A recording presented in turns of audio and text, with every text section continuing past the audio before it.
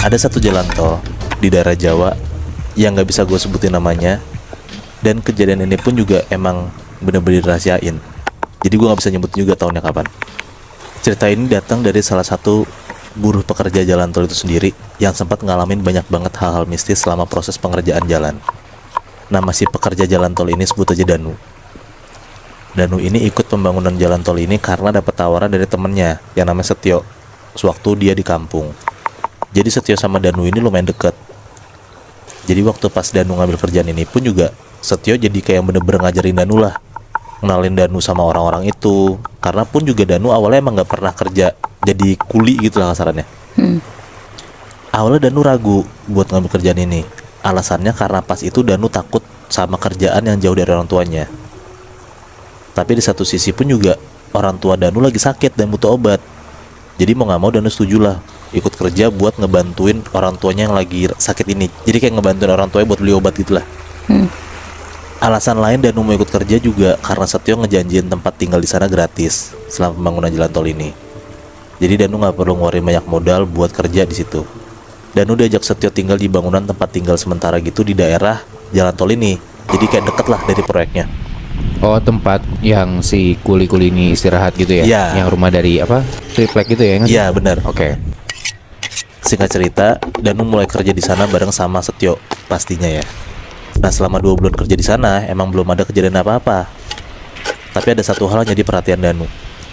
Ada di satu hari malam-malam, Danu itu ngelihat ada orang-orang berjas datang buat makan-makan. Dan mereka tuh juga ngelakuin bakar-bakar gitu Nat. Nah tempat tinggal Danu ini gak jauh dari tempat para bos-bos yang berjas ini bakar-bakaran. Jadi kayak mungkin 200 meter gitu lah. Tapi Danu pun dari rumah itu bisa ngeliat gitu loh.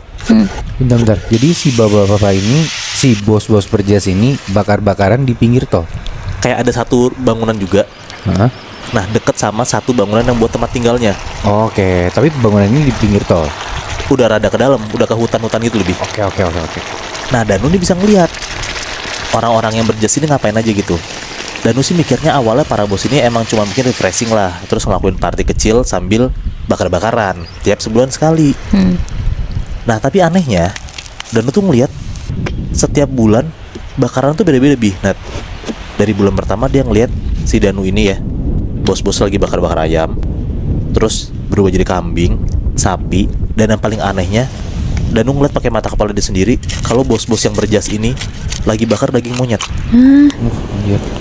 Danu masih positive thinking tuh. Dia mikirnya ya emang mungkin para bos ini suka explore makanan. Karena kan si Danu orang desa, bos-bos ini kan mungkin emang suka makan macam-macam gitu loh. Oh, kayak namanya orang kaya suka yang aneh-aneh gitu. Iya, bener. Oke, baik. Terus Tapi yang anehnya, setiap mereka bakar-bakaran, entah H+1 atau H+2, pasti ada aja pekerja tol itu, si Kuproy ini kerasukan Nat. Nah orang-orang yang kerasukan ini juga selalu ngulangin satu kalimat, tapi pakai bahasa Jawa ya.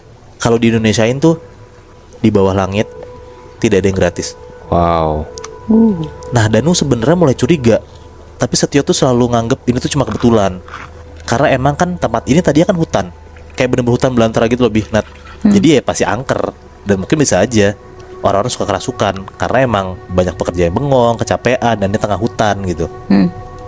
Nah tapi semakin hari kerasukan itu semakin sering Nat. Hampir seminggu sekali.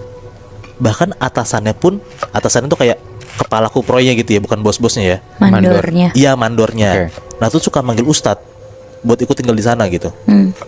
Terus ada satu kejadian di mana Setio sama Danu tuh sama-sama nggak bisa tidur pas malam. Jadi mereka keluar buat sebat lah di dekat tempat tinggal mereka. Tapi suku Proy lain tuh udah pada tidur. Nah tapi selama sebat, Setio sama Danu tuh sesekali fokusnya tuh teralihkan sama salah satu pohon di seberang mereka. Mereka awalnya mikir itu cuma perasaan mereka kali. Tapi lama-lama kok mereka ngerasa ada yang merhatiin mereka ya di dekat pohon itu. Setengah jam mereka sebat, mereka mulai tuh nyium-nyium bau melati gitu Nat. Setio bilang ke Danu, "Nu, ini kayak ada yang aneh deh Nu," gitu. Nah bener aja, pas Setio sama Danu itu ngeliat ke atas pohon, mereka berdua ngeliat ada kuntilanak lagi duduk pakai baju merah gitu Nat. Refleks tuh Setio langsung ngomong jancu gitu. Nah Setio sama Danu langsung lah lari ke kamarnya, ke tempat tinggal lagi. Karena dia udah mikir Karena dia mikir ya ini udah hal yang gak beres gitu, tengah malam dia ngeliat kuntilanak gitu kan. Iya, iya. Iya. Nah setelah kejadian itu emang makin banyak banget kejadian mistis, kayak kesurupan yang makin sering, bahkan sampai banyak pekerja, banyak kumpulan ini jadi kayak pulang cepet gitu, pulang ke kampungnya karena nggak kuat. Terus cerita-cerita pekerja lain juga ngelihat banyak penampakan gitu lah. Setio sebenarnya sempat mikir buat ngajak Danu pulang juga, tapi Danu nahan karena dia mikir butuh duit dan udah hampir setahun juga kerja di sana, masa sayang pulang gitu kan. Ntar nggak keluar uangnya semua. Singkat cerita, para bos dan atasan ini ngumpul lagi buat bakar-bakaran si orang-orang berjas ini. Nah Danu mikir hari ini pasti mereka bakal, orang-orang ini yang berjas ini ya, bakal bakar-bakaran hewan yang aneh dan gede gitu, mungkin kayak kuda, rusa gitu. Karena hari itu juga bertepatan setahunan proyek mereka, proyek pembangunan tol ini. Nah tapi baru 1 jam bakar-bakarannya dimulai, tiba-tiba banyak banget Nah pekerja tol itu yang kerasukan, termasuk Setio, teman si Danu ini. Karena saking banyaknya, mereka semua tuh jadi kumpulan lebih. Nah di satu tempat tinggal, dan si mandornya ini langsung manggil Ustadz lagi. Kurang lebih 3 jam si Pak Ustadz ini ngedoain satu-satu. Akhirnya redalah, orang-orang yang kerasukan itu kelar semua nih, udah sadar. Nah tapi si Danu nyariin Setio buat nanya kabar dia, karena Setio hilang Nah Danu nanyalah ke Pak Ustadznya, karena kayak banyak orang kerasukan dan orang-orang pada sembuh, tapi kenapa teman saya hilang, Setio kemana Pak gitu. Nah Danu ngasih tau lah ciri-cirinya si Setio ini ke Pak Ustadz ini.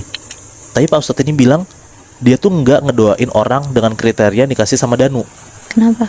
Ya berarti si Pak Ustadznya juga nggak ketemu Setio, hilang juga gitu loh Nat. Oh Iya, iya. iya. Terus. Danu sempet tuh nyariin Setio sama beberapa teman-teman lainnya.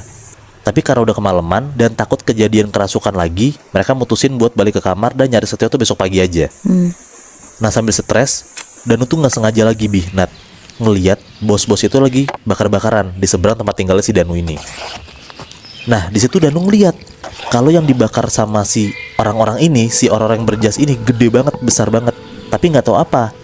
Karena kan jauh dan si Danu lagi stres banget kan, jadi nggak fokus gitulah.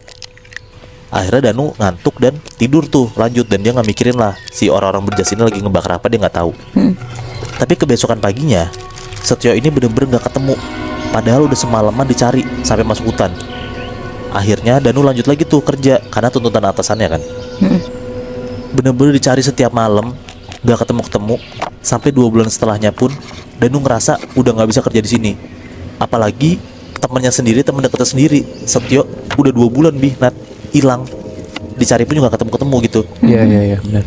Danu ngerasa kayak tempat ini tuh emang gak beres, dan akhirnya dia mutusin buat pulang kampung dan berdoa supaya ya ada kabar dari Setio di sana lah. Pas Danu mau pulang, Danu pamitan nih ke atasannya dan satu orang bos yang dia sering lihat suka di acara bakar-bakaran yang orang pakai jas itu, salah satunya ya. Yang sebelumnya dia belum pernah ngobrol juga. Belum pernah. Oke. Satu dari mereka bilang, jadi pelajaran aja Mas buat kamu, jangan asal ngomong di sini. Ini tempat asing. Kata si orang yang berjas ini. Ya, Danu bingung tapi dia nggak ngerespon apa-apa. Akhirnya selama perjalanan pulang, Danu tuh jadi kayak mikir aja maksudnya tuh apa gitu, maksud si orang yang berjas ini gitu.